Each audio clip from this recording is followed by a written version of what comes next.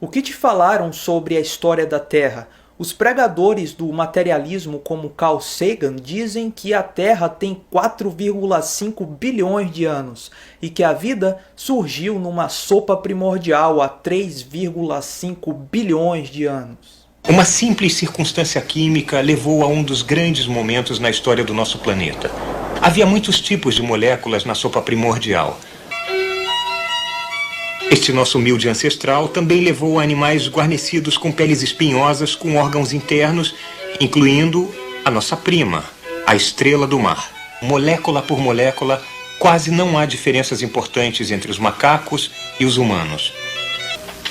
Estas são algumas das coisas que as moléculas fazem depois de 4 bilhões de anos de evolução.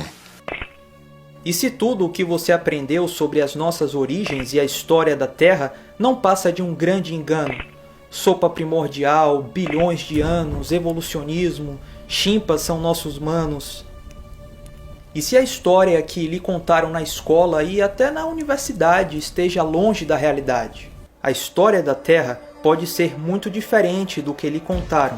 Ela é muito mais misteriosa, interessante, enigmática e surpreendente. A Bíblia diz que a Terra foi fundada sobre as águas. Do Senhor é a Terra e tudo que nela existe, o mundo e os que nele vivem, pois foi Ele quem fundou-a sobre os mares e firmou-a sobre as águas.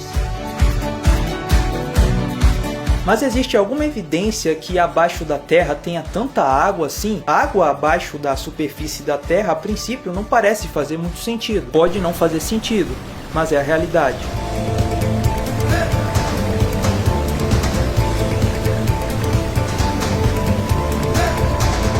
Veja essa notícia no site da revista Galileu. Pesquisadores descobriram, após décadas de estudos, que um vasto reservatório de água, suficiente para encher os oceanos da Terra 3 vezes, pode estar escondido quilômetros abaixo da superfície da Terra. A novidade publicada na Science tem chances de transformar a atual compreensão de como foi formado o planeta.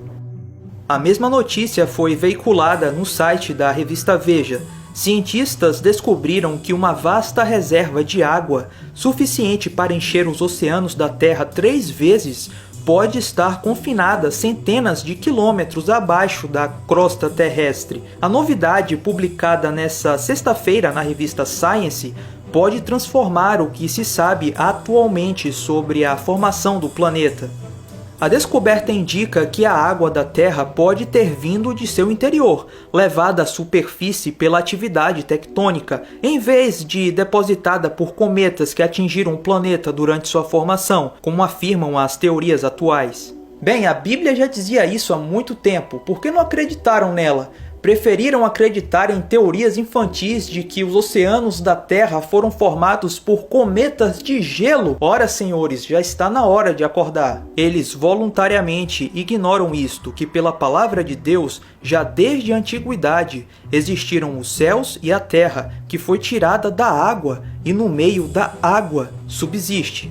Um outro grupo de cientistas também diz ter encontrado um oceano subterrâneo maior do que os oceanos da superfície da Terra. Cientistas russos, franceses e alemães descobriram um oceano subterrâneo do Éon Arqueano, que é maior do que o oceano global. A pesquisa da equipe de geoquímicos foi publicada na revista Nature. Segundo ela, o grande reservatório de águas fica debaixo da superfície da Terra, a uma profundidade de 410-660 km.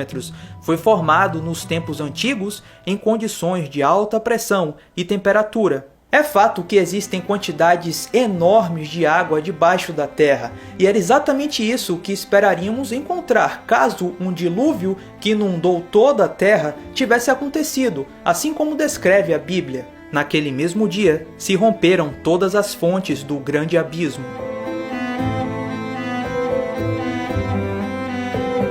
A Terra abriu.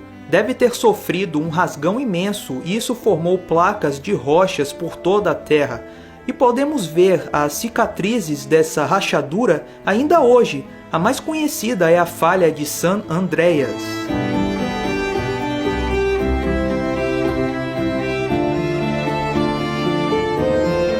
Não Não há dúvidas que a Terra foi rachada em placas de rocha, e essas placas ainda se movimentam nos dias de hoje. O livro de Jasher, citado em Josué 10, verso 13, e 2 Samuel 1, verso 18, diz que, e naquele dia, o Senhor fez tremer toda a terra, e o sol escureceu, e as fundações do mundo se enfureceram, e toda a terra foi movida violentamente, e o relâmpago flamejou, e o trovão rugiu, e todas as fontes da terra foram abertas, como nunca antes conhecidas pelos habitantes. E Deus fez esse ato poderoso a fim de aterrorizar os filhos dos homens, para que não houvesse mais mal sobre a terra. O livro de Jasher é apócrifo, mas é citado nos livros de Josué e Samuel. O livro de Jasher menciona o dilúvio de Noé. De qualquer forma, dilúvios e desastres naturais são terríveis. Em 2004, por exemplo, por conta de tsunamis, mais de 250 mil pessoas morreram na Indonésia, Sri Lanka, Índia e Tailândia. Pois é, essa tragédia recente não foi nada comparada com o dilúvio de Noé. But one thing the creation geologists recognize is that the modern catastrophes that we have, while they give us a tiny glimpse, they really don't come close to the scope and scale of the energy that's being released during the flood. As the fountains of the great deep break open, this means that the earth itself is being fractured, broken, mashed, and continents are moving vertically, horizontally, moving around with respect to one another, and as a result, tsunami after tsunami after tsunami keeps hitting the continents and driving floodwaters over top of them. The rain is unending. The energy to produce earthquakes and various types of geological catastrophes would be without parallel in the modern world. And so right now we look at the movement of the continents and it's very, very little. But during the flood, we're not talking about continental drift anymore. We're talking about continental sprint, where the continents are moving at rapid paces through the floodwaters and causing all sorts of geological havoc.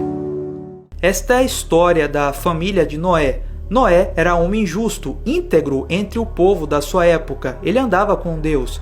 Noé gerou 3 filhos, Sem, Cã e Jafé.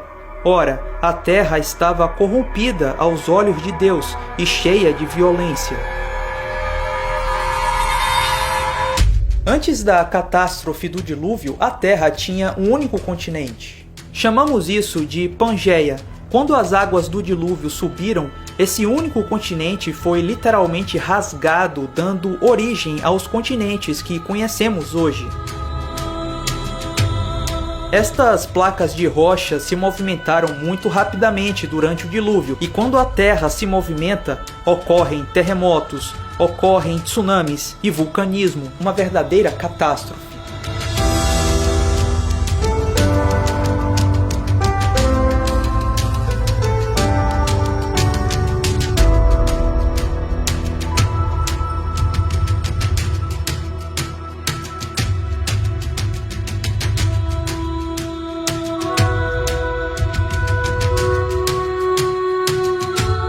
Ainda hoje as placas de rocha continuam se movimentando, só que com uma velocidade muito menor, alguns centímetros por ano, um resquício do rápido movimento dessas placas no período do dilúvio. O Dr. Walter Brown, PhD em Engenharia Mecânica, tem uma teoria muito interessante sobre tudo isso, a teoria das hidroplacas. Veja o que ele diz.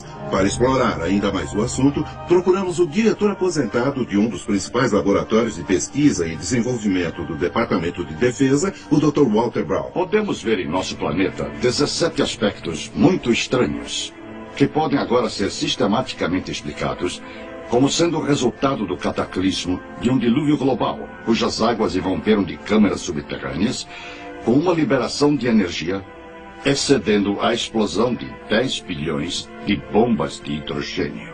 Essa explanação nos mostra quão rapidamente as maiores montanhas se formaram. Ela explica os depósitos de carvão e óleo e a rápida deriva dos continentes. No piso do oceano existem enormes valas e centenas de fendas e vulcões. Isso explica a formação de camadas e da maioria dos fósseis dos mamutes congelados, a assim chamada Era Glacial, e os maiores cânions, especialmente o Grand Canyon. A Terra pré-diluviana provavelmente tinha apenas um enorme supercontinente coberto com viçosa vegetação. Havia mares e rios principais. As montanhas eram menores que as de hoje, mas talvez com 2.700 metros de altura. De acordo com a teoria da hidroplaca, a Terra pré-diluviana possuía muita água subterrânea, cerca de metade do que tem agora em nossos oceanos. Essa água era contida em câmaras interconectadas, formando uma placa delgada esférica com cerca de 800 metros de espessura, talvez a 16 quilômetros abaixo da superfície da Terra. A crescente pressão da água subterrânea esticou a crosta, como um balão se estica quando a pressão de dentro aumenta.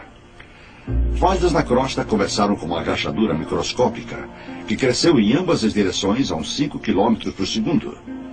A rachadura, seguindo o caminho de menor resistência, circundou o globo em aproximadamente 2 horas. À medida em que a rachadura correu, ao redor da Terra, a crosta superior de rocha se abriu como um rasgo em um tecido esticado. A água subterrânea estava sob extrema pressão devido ao peso dos 18 quilômetros de rocha se pressionando contra ela. Então a água explodiu violentamente para fora da ruptura. Ao longo da ruptura circundando o globo, fontes de água se projetaram supersonicamente a quase 32 quilômetros em direção à atmosfera. O borrifo dessa enorme fonte produziu chuvas torrenciais como a Terra jamais havia experimentado antes ou depois. A Bíblia afirma que todas as fontes das profundezas jorraram em um dia. E ela descreve esses eventos de 5.000 anos atrás, que agora podemos ligar cientificamente. Parte da água se projeta acima da fria atmosfera, se converte em cristais de gelo, produz grandes pedaços de gelo enterrando, sufocando e imediatamente congelando qualquer animal, inclusive os mamutes da Sibéria e do Alasca.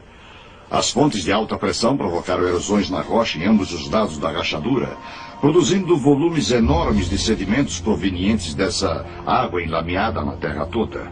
Esses sedimentos aprisionaram e enterraram plantas e animais, formando o registro fóssil.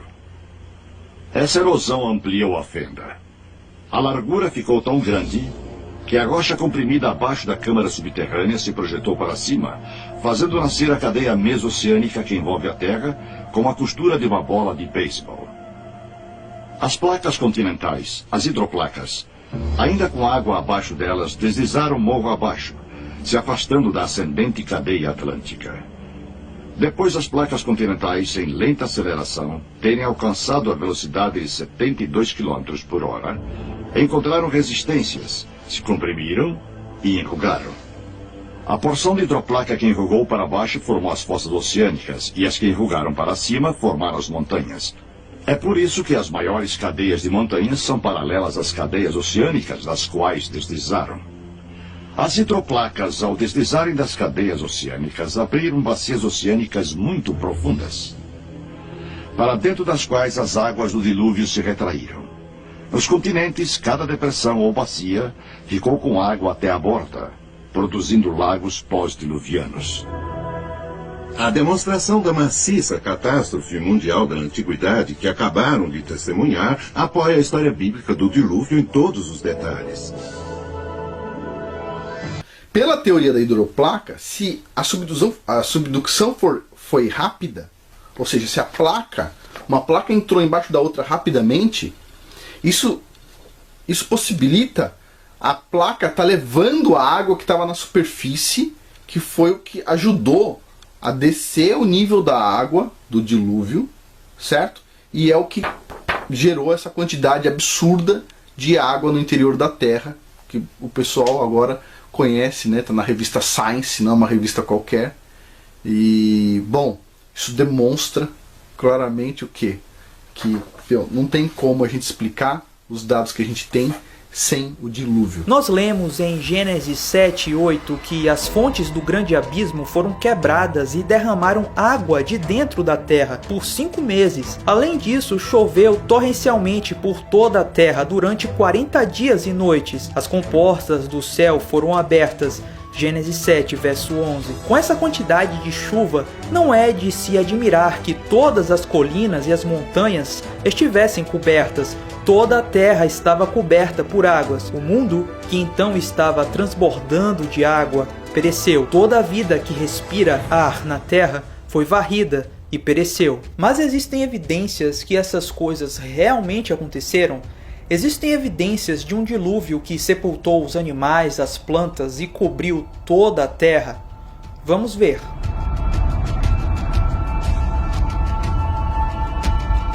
Sendo uma catástrofe tão grande, certamente muitas coisas vivas devem ter morrido pelas águas do dilúvio. Até mesmo criaturas marinhas devem ter morrido soterradas muito rapidamente pela lama espalhada pelas águas do dilúvio. Depósitos contínuos de água nas camadas rochosas abrangem todos os continentes. Isso não acontece em enchentes locais nos dias de hoje. Essas camadas rochosas que cobrem todo o mundo contém a maioria dos fósseis conhecidos e pelo menos 95% desses fósseis são de animais marinhos e invertebrados. Achamos moluscos junto com fósseis de criaturas terrestres, junto de insetos, tartarugas, aves e até dinossauros. E o que isso nos diz é que um enorme e repentino dilúvio enterrou todos esses animais juntos com um rápido fluxo de água. E foi exatamente isso que encontramos: muita água e muitos fósseis. Por toda a Terra temos evidências de cemitérios fósseis de criaturas marinhas soterradas rapidamente por uma catástrofe. O Monte Everest, a Cordilheira dos Himalaias, tal como os Alpes, as Colorado Rockies, os Apalaches e a maior parte das montanhas do resto do mundo são compostos por sedimentos provenientes do fundo do oceano. E por incrível que pareça, o cume dessas montanhas são cheios de fósseis marinhos. Que tipo de catástrofe seria necessária para enterrar quantidades assombrosas de criaturas marinhas no topo de altas montanhas? Certamente um dilúvio que inundou toda a Terra. Nas montanhas canadenses, por exemplo, mais de 120 espécies de invertebrados marinhos foram encontrados preservados em uma famosa formação rochosa, conhecida como The Burgess Shale. A maioria desses animais era de tecidos moles e muitos deles são tão bem preservados que você ainda pode ver a comida em seus estômagos. Até parece que eles foram enterrados e preservados quase que instantaneamente. Além disso, esses animais foram enterrados em condições de catástrofe, pois os fósseis são encontrados em vários ângulos em relação ao estrato. Cemitérios fósseis são encontrados em todo o mundo, e sem dúvidas eles evidenciam um dilúvio catastrófico que ocorreu por toda a Terra. Veremos agora evidências fósseis do sepultamento rápido de formas de vida pré-diluvianas. De fato, as mais surpreendentes provas do depósito rápido de sedimentos da inundação vêm de fósseis bem preservados encontrados em certas regiões da Terra. Talvez as melhores provas fósseis do sepultamento rápido de plantas e da vida marinha esteja no sudoeste do Wyoming, no Monumento Nacional Fossil Butte. Durante os últimos 100 anos, cientistas e colecionadores particulares coletaram milhares de fósseis totalmente conservados para a ciência no interior do monumento. Aqui mesmo em Fossil Butte, existe uma surpreendente coleção diversificada de fósseis de tartarugas, folhas de palmeiras, crocodilos, folhas, insetos, galhos com frutos ainda intactos. Existem até fósseis de arraias, cujo esqueleto e cartilagens sabemos que se desintegram rapidamente, provando que todas essas formas de vida foram enterradas de maneira realmente rápida. Mas isso não é tudo. Talvez a mais espetacular evidência do sepultamento rápido de todos os fósseis dentro do monumento sejam os bilhões de mais de 20 espécies de peixes. Esta rocha de lava que está no centro de visitantes do monumento, que mede cerca de 3 metros por 1,5 metros, demonstra de maneira vívida alguns exemplares de tal número. De maneira espantosa, muitos dos peixes não apenas retiveram todo o seu esqueleto, porém seus dentes, suas delicadas escamas e a pele também. O vasto número de fósseis em Fossil Butte apresenta para os geólogos evidências para a solução de vários mistérios. Com 2 títulos, Condições Ideais para a Criação de Fósseis e Mistérios Não Solucionados, o catálogo do Serviço Nacional de Parques sobre Fossil Butte revela as contradições que resultam quando utilizamos uma escala de tempo de antiguidade para explicar o sepultamento rápido. De um lado, especula sobre a existência de um lago onde muitos animais e plantas provavelmente tenham morrido de morte natural. Por outro lado, as evidências nos forçam a concluir que em diversas ocasiões um enorme número de peixes foi morto repentinamente. A publicação equaciona essas diversas ocasiões de sepultamento rápido pela precipitação de carbonato de cálcio. a camada primária de rochas que envolve os fósseis ano após ano durante centenas de milhares de anos. Este é um cenário realmente inacreditável.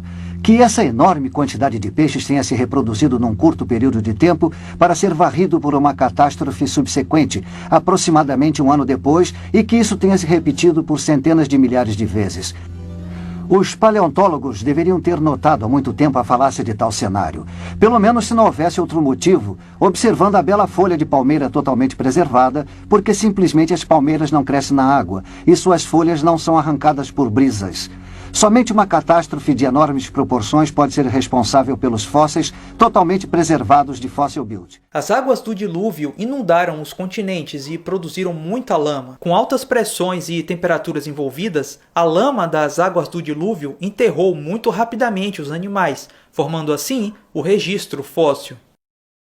If Noah's flood created the bulk of our fossils and sedimentary rocks, then we would expect that as the flood starts in the ocean and drives its way on towards the continents, that it would pick up these marine ecosystems, burying them in sediment and driving them up onto the land where they would become fossilized and become sedimentary rocks. O registro fóssil mostra sinais claros de sepultamento rápido e catastrófico. Existem fósseis de peixes com seu último jantar ainda na boca ou dentro de suas barrigas.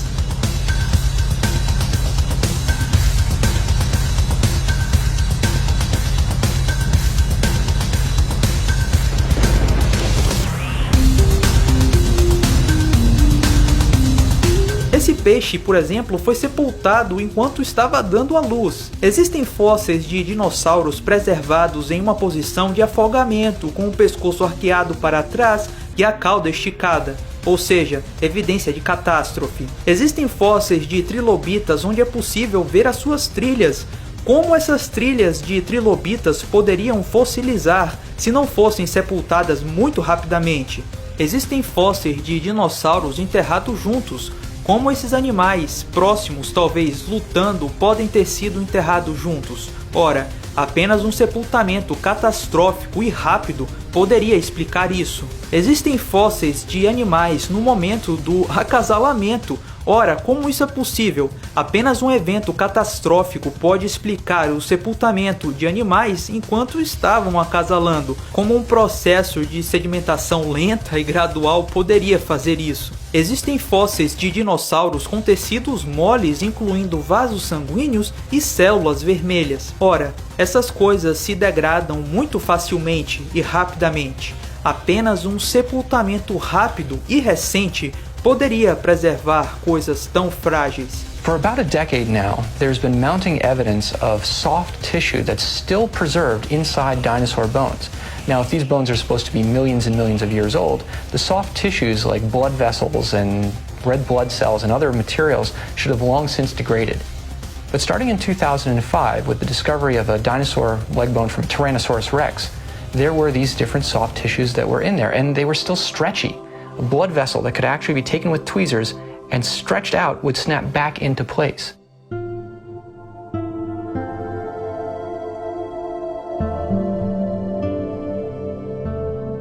More material was discovered, different types of proteins have been identified in laboratories, and now there are mounting evidences coming in from a wide range of different types of fossil animals from the so-called Age of Dinosaurs. We've got Tyrannosaurus rex, Triceratops, a duck-billed dinosaur, even eggs from sauropod dinosaurs. Those are the long-neck ones from China. And so with mounting evidence now from not only North America, and not just one unit in North America, but from multiple levels of rock in the record, and from different continents, soft tissue is being identified more and more by more researchers in paleontology. Existem fósseis de coisas delicadas como libélulas e águas-vivas gelatinosas. Ora, apenas uma sedimentação catastrófica poderia preservá-los da decomposição e erosão. And Darwin, in The Origin of Species, he said, "No organism wholly soft can be preserved." But that is nonsense, for even he knew fossil sand ripples and even raindrops were preserved in the rocks. And today, we have fossils of jellyfish, of worms, right from the fossil record. Mas cara, não seria necessário muito tempo, milhões e milhões de anos para ocorrer a fossilização? Na verdade não, existem vários e vários exemplos de coisas petrificadas e que são bastante recentes. Esse ursinho Ted foi petrificado em meros 5 meses numa cachoeira em Yorkshire, Inglaterra. Quando a água bate nos objetos pendurados nessa cachoeira, a calcita mineral é depositada juntamente com pequenas quantidades de outros minerais. Esses depósitos se acumulam e revestem o objeto pendurado com uma crosta de rocha. A revista Scientific American escreveu um artigo sobre essa cachoeira, dizendo: existe um fluxo bem conhecido de água petrificante em Yorkshire, Inglaterra. É uma cascata do rio Nid, com cerca de 4,5 metros de altura e 2 vezes mais larga, e forma uma cortina de água para uma caverna conhecida como Caverna de Madre Shipton. Essa cascata tem uma infinita variedade de objetos pendurados para serem petrificados pela água que escorre sobre eles.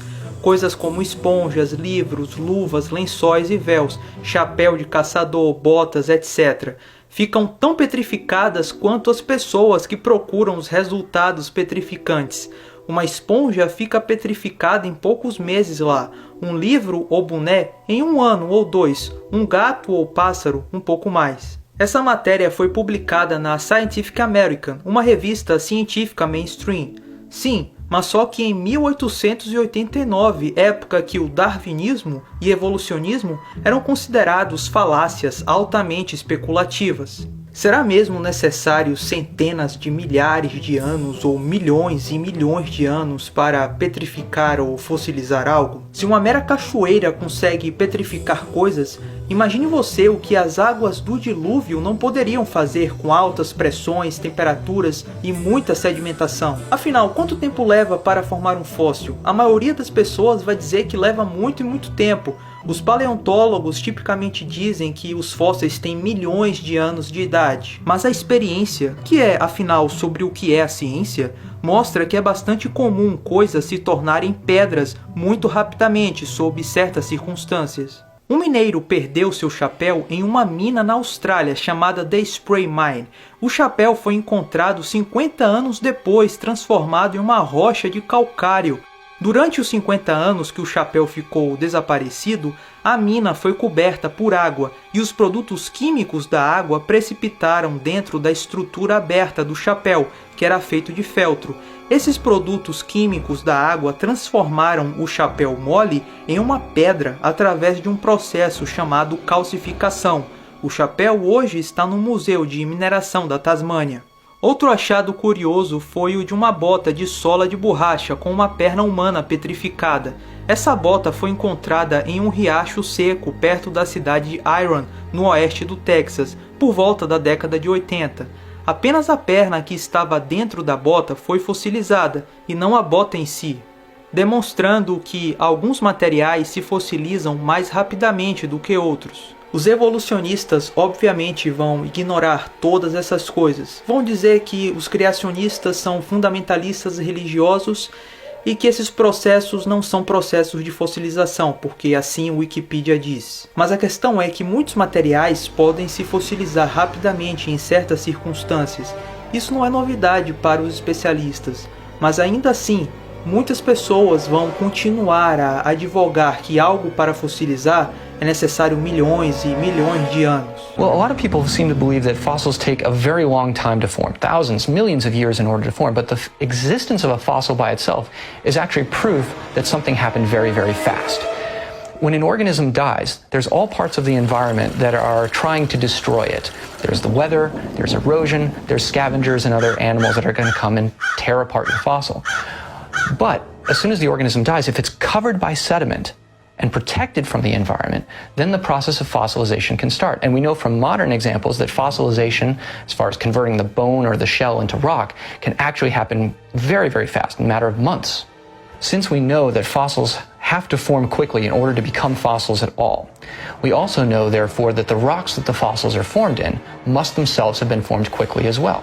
So creationists who study the geological record and the geological column can agree with some of our evolutionary colleagues on something, the order of the fossils. But what we're going to disagree with is about the ages that my evolutionary colleagues ascribe to those rocks, not the order of them themselves. Veja, por exemplo, os fósseis de troncos de árvores em posição vertical, atravessando várias camadas sedimentares. É uma clara evidência de soterramento rápido e não um processo de milhões e milhões de anos. Como o tronco da árvore permaneceu intacto para ser soterrado durante milhões e milhões de anos por várias camadas sedimentares, não faz nenhum sentido. Apenas uma catástrofe pode explicar esses fósseis. Aquele que estendeu a terra sobre as águas. O gigantismo era algo muito comum na Terra pré-diluviana. Libélulas fósseis com uma envergadura de quase 1 metro foram descobertas e seria um acidente terrível se elas colidissem em seu para-brisa. Existem também fósseis de formigas gigantes, vespas gigantes, abelhas gigantes, aranhas gigantes, tartarugas gigantes. Veja essa concha gigante de mais de 40 centímetros. O gigantismo é uma evidência clara de uma Terra pré-diluviana com uma atmosfera adequada para permitir que esses e tantos outros animais crescessem tanto assim.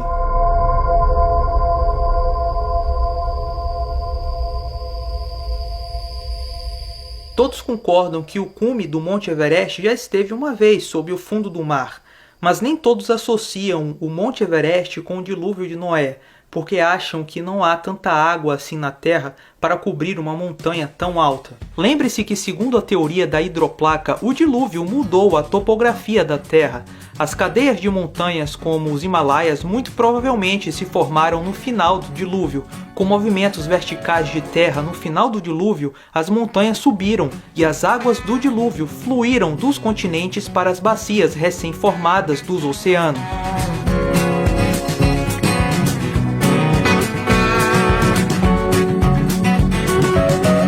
Devido à falta de erosão, as montanhas devem ter se formado recentemente e rapidamente.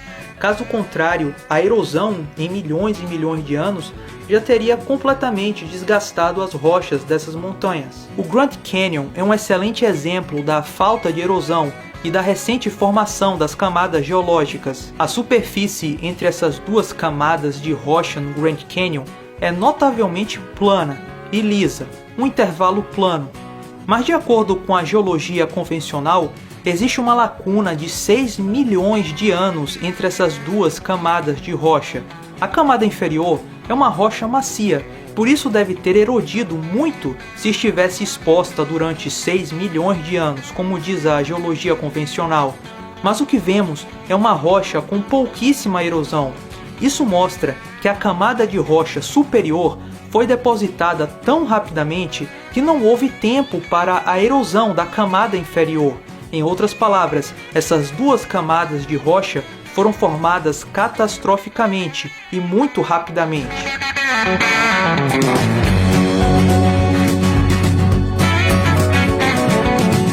Além da falta de erosão de rochas com supostos milhões e milhões de anos, existem também rochas literalmente dobradas. Não é comum as rochas dobrarem. Elas normalmente partem porque são duras e quebradiças, mas em muitos locais encontramos sequências inteiras de estratos que foram dobrados sem quebrar, indicando que todas as camadas foram depositadas rapidamente e foram dobradas enquanto molhadas e maleáveis com as altas pressões e temperaturas das águas do dilúvio. Essas rochas endureceram depois do dilúvio.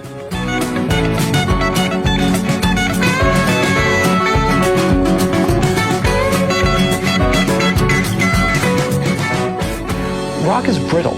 It doesn't bend very easily. If you try and bend it, it breaks. Now, granted, on a big scale, you might be able to get some pretty big bends out of a large rock. But these bends are tight and close, and you can walk from one end of them to the other. This type of bend and folding without breaking the brittle rock means that maybe it wasn't brittle rock at the time of its formation.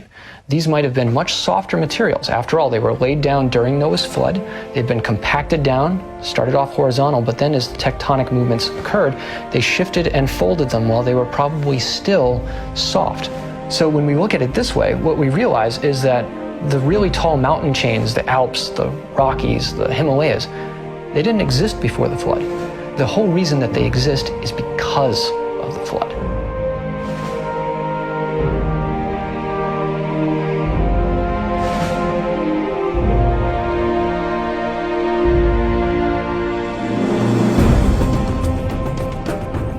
So basically, when we look at the geology of the Earth, we find that present processes do not explain what we see.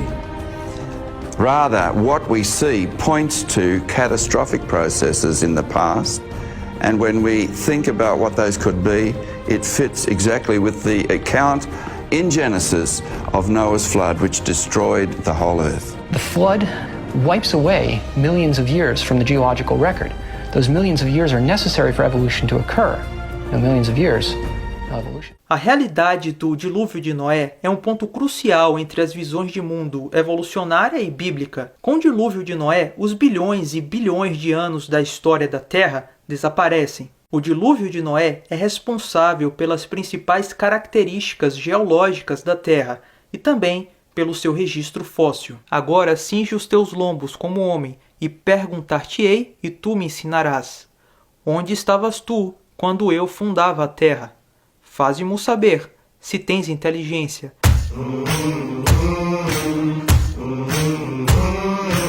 As águas do dilúvio não enterraram apenas os animais, mas também a vasta vegetação viçosa da terra pré-diluviana. Muito provavelmente o sepultamento rápido dessa quantidade enorme de vegetação da terra pré-diluviana pelas águas do dilúvio, com altas pressões e temperaturas envolvidas, formaram o carvão e o petróleo que temos hoje na Terra. Anteriormente, pegamos e colocamos um pedaço de madeira como este num tubo de aço. Adicionamos água.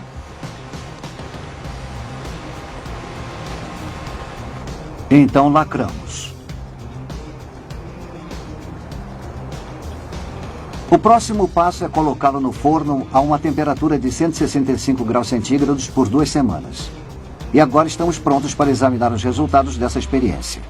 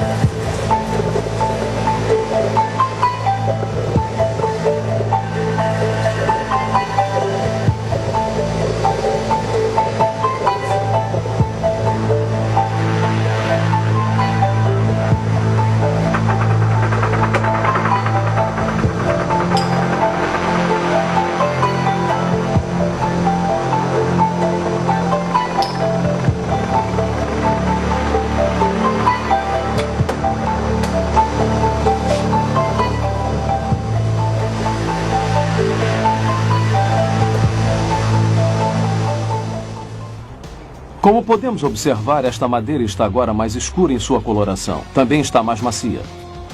Uma reação química entre o vapor e a madeira sob pressão fez com que tais mudanças ocorressem. Esta amostra ainda não é carvão. Mas, na realidade, o processo de transformação em carvão foi iniciado. A questão é, o carvão irá ser o resultado obtido se essa experiência ou uma variação se prolongar por um período mais longo? Os cientistas do laboratório Argonne responderam a essa pergunta através de uma série de experiências realizadas na década de 80. Um dos primeiros relatórios acerca de seu trabalho foi publicado na revista Notícias de Química e Engenharia, no exemplar de 21 de novembro de 1983. Na página 42 da revista, lemos a seguinte citação. Químicos do Laboratório Nacional Argonne conseguiram criar um tipo de carvão artificial de materiais naturais existentes. O processo é bem menos complicado do que era anteriormente imaginado ser necessário e fornece um novo entendimento acerca da estrutura do carvão e de como alterá-la. Posteriormente, quando o relatório foi publicado no jornal científico Geoquímica Orgânica, o jornal inglês de ciências Nature informou o sucesso que obtiveram ao realizarem tal experiência. Na página 316 do jornal Nature, de 28 de março de 1985, lemos o seguinte: Winans e seus colegas do Laboratório Nacional Argonne levaram menos de um ano para preparar um carvão sintético inteiramente caracterizado. O material que produzem não pode ser distinguido do carvão verdadeiro através de todas as técnicas aplicadas até o momento, e sua síntese suscita muitas questões interessantes a respeito da química do carvão. Para entender seus resultados, vamos primeiramente falar sobre a estrutura básica da madeira. Os dois principais componentes da madeira são celulose e lognina. A lognina age basicamente como um agente de união para as fibras da celulose.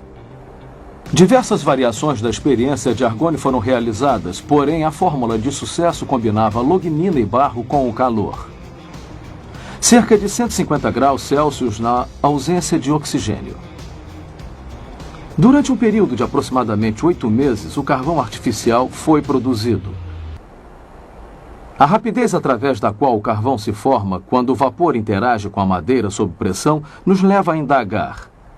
Poderia o vapor ou a água quente também produzir a rápida transformação de matéria orgânica em petróleo? Um artigo Água a Água por toda parte, publicado no exemplar de 20 de fevereiro de 1993 da revista Notícias da Ciência, responde a tal pergunta. Pesquisadores da Exxon descobriram que a água exercia um papel essencial na formação do petróleo. Esforços para sintetizar o petróleo não obtiveram sucesso até que água muito quente foi adicionada ao veículo reator contendo a amostra de rocha. Quando isso foi feito, uma camada de petróleo foi encontrada na superfície da água no final da experiência. Tal resultado prova que há um caminho alternativo para a produção de petróleo na Terra, com a água superaquecida representando um papel determinante. O artigo indicava que essa descoberta poderia entrar em choque com as ideias estabelecidas sobre a formação do petróleo. Na verdade, no entanto, outros acontecimentos naturais já estão indo de encontro a teorias convencionais. Por incrível que pareça, certos pesquisadores aqui na Universidade Estadual de Oregon publicaram relatórios demonstrando evidência de formação de petróleo atualmente na bacia Guayamos, no Golfo da Califórnia. Atualmente no Golfo da Califórnia, numa profundidade de 2.000 metros do nível da água, há um depósito de sedimentos orgânicos derivados de algas marinhas e outras fontes orgânicas. Abaixo do depósito, a água superaquecida está sendo pressionada para cima de uma profunda fonte de calor através desses sedimentos. O petróleo está sendo formado pela interação de sedimentos orgânicos com a água superaquecida. Esse petróleo hidrotérmico da bacia de Guayamos, na verdade, não pode ser distinguido do petróleo cru retirado de poços perfurados em outros locais na Terra. A implicação de tal descoberta não pode ser superestimada. A possibilidade existe de que a gênese dos reservatórios de petróleo cru abundantes através do mundo talvez seja explicada por um processo hidrotérmico similar ao que acontece na bacia de Guayamos. Porém, ao invés de uma dispersão aberta de petróleo diretamente para a água do mar, um sistema fechado poderia facilmente ser visualizado onde um reservatório de petróleo cru poderia ser coletado. É concebível que um grande dilúvio universal tenha sido essencial na produção das enormes reservas de petróleo do Oriente Médio e de outros locais. A vasta quantidade de vegetação coberta por tal inundação, misturada a uma água superaquecida, como a detectada na bacia de Guayamos, poderia produzir petróleo nos volumes que vemos hoje em dia. Dependendo das condições de sepultamento, a matéria orgânica se transformaria em petróleo ou em carvão. Ele ajunta as águas do mar num só lugar, das profundezas faz reservatórios. Pegadas de dinossauros foram encontradas em todo o mundo, Estados Unidos, China e até aqui na América do Sul. E curiosamente, essas pegadas estão quase sempre numa única direção.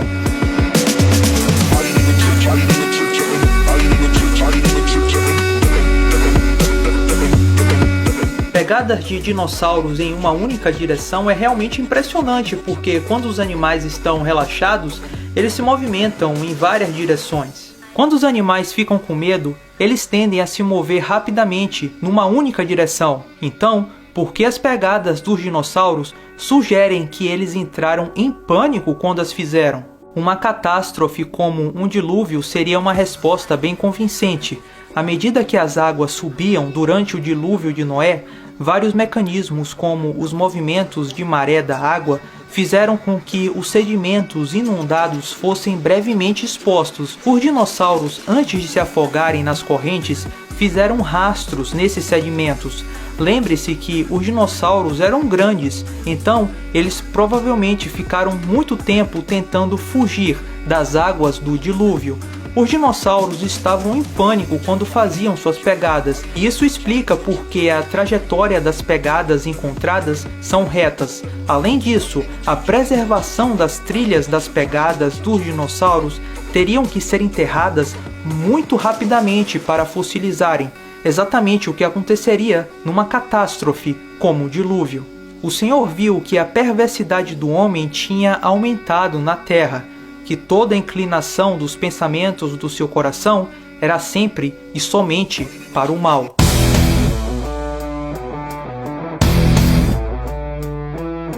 Relatos de dilúvios que incluem a salvação de apenas algumas pessoas e dos animais num barco são encontrados por todo o mundo. Se de fato ocorreu um dilúvio mundial, seria esperado encontrar várias narrativas desse dilúvio por diferentes povos.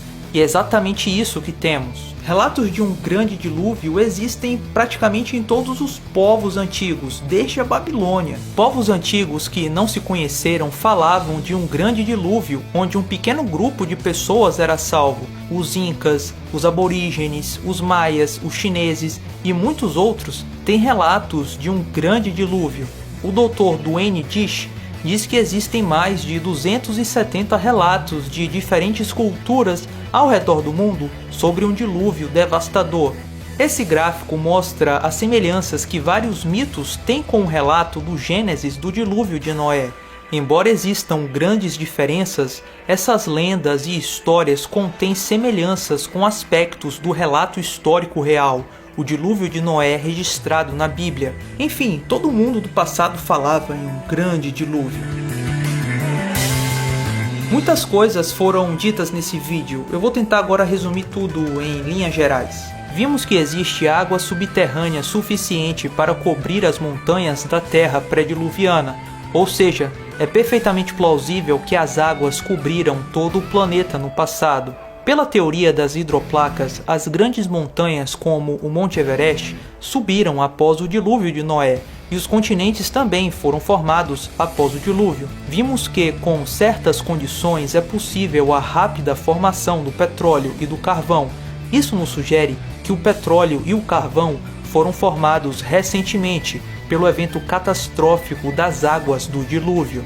Vimos a falta de erosão das rochas sedimentares, evidenciando que elas foram formadas recentemente. Vimos a rápida sedimentação e sepultamento dos cemitérios de fósseis, indicando que as camadas geológicas e o registro fóssil foram formados catastroficamente pelas águas do dilúvio. Fósseis de amonitas foram encontrados em leitos de calcário no alto do Himalaia, em até 30 mil pés acima do nível do mar. Todos os geólogos concordam que esses fósseis marinhos devem ter sido enterrados em leitos de calcário depositados pelas águas do oceano, mas como esses leitos marinhos de calcário chegaram ao alto dos Himalaias? Há apenas uma explicação razoável: as águas do oceano, em algum momento no passado, inundaram os continentes, ou seja, um dilúvio. Vimos que os antigos de todos os continentes possuem histórias sobre um grande dilúvio. Mas por que nada disso é ensinado nas escolas? Por que não se fala sobre o dilúvio de Noé?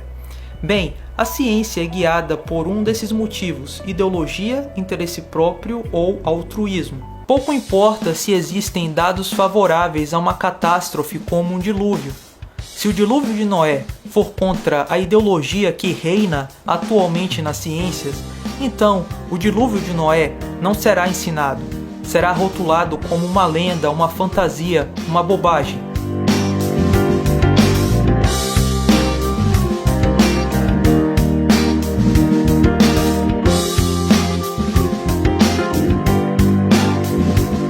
Evidenciar o dilúvio de Noé seria confirmar o relato bíblico, e tem pessoas que odeiam isso.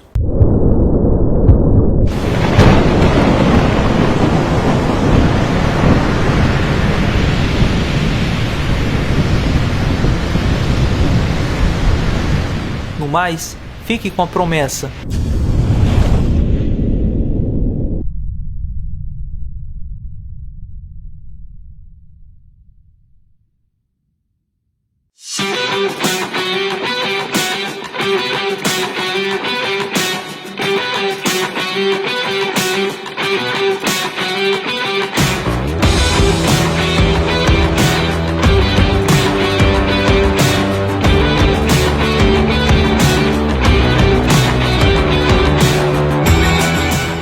Dilúvio tá aí.